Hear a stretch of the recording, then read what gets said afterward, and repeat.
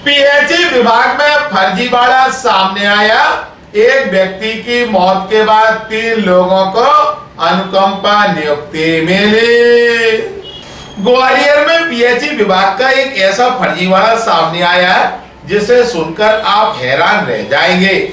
क्या एक व्यक्ति की मौत होने के बाद 3 लोगों को सरकारी अनुकंपा नियुक्ति मिल सकती है? जी हाँ, बिल्कुल। यह कारनामा ग्वालियर के पीएचई विभाग ने कर दिखाया।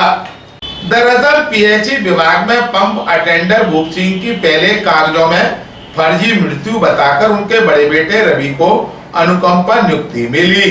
यानी रवि ने जीवित पिता को मृत बताकर अनुकंपा नियुक्ति हासिल कर ली, जबकि पिता उस समय विभाग में ही नौकरी कर रहे थे। फर्जीवाड़ा यहीं खत्म नहीं हुआ। जब वास्तव में भूप सिंह की मौत हुई तो छोटे बेटे पुष्पेंद्र को भी अनुकंपा नियुक्ति मिली। यानी एक पिता की 2 बार मौत हुई है और हर बार उसके एक बेटे को अनुकंपा नियुक्ति मिली।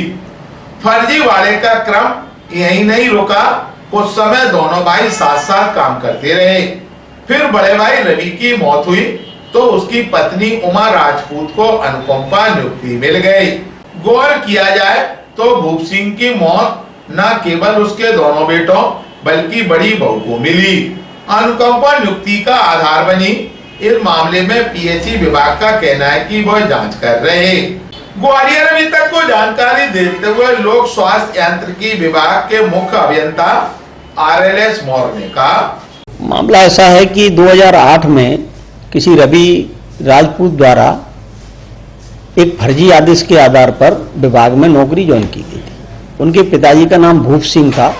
आदेश में उनको मृत्यु दर्शाई गई है कि वो मृत्यु हुई है, जबकि वास्तविक रूप से भूप सिंह की मृत्यु 2022 या 2021 में हुई है। नहीं, क्योंकि जिसने फर्जी आदेश के आधार पर नौकरी प्राप्त की थी वो कर्मचारी रवि राजपूत तो फोत हो चुका है, यानी मृत्यु हो चुकी है, और वो विभाग में लगभग 14-15 साल उसने नौकरी की। उसके आधार पर उसकी पत्नी ने हमारे विभाग में नौकरी प्राप्त की है।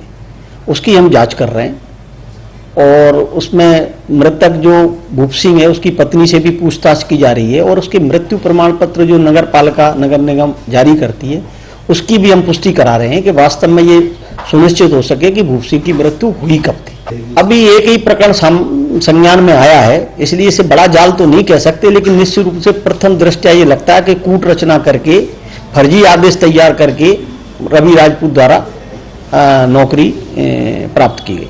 निश्चित रूप से मैंने पूरे अपने 15-16 जिलों में जिन जिन कर्मचारियों की अनुकंपा नियुक्ति हुई है उनके दस्तावेज बारीकी से सूक्ष्मता से परीक्षण करके उस संबंध में प्रमाण पत्र चाहिए कि आप कार्यपालन मंत्री बताएं कि इनकी जो नियुक्ति हुई है अनुकंपा की वो नियमानुसार हुई है और कर्मचारी के मृतक होने के बाद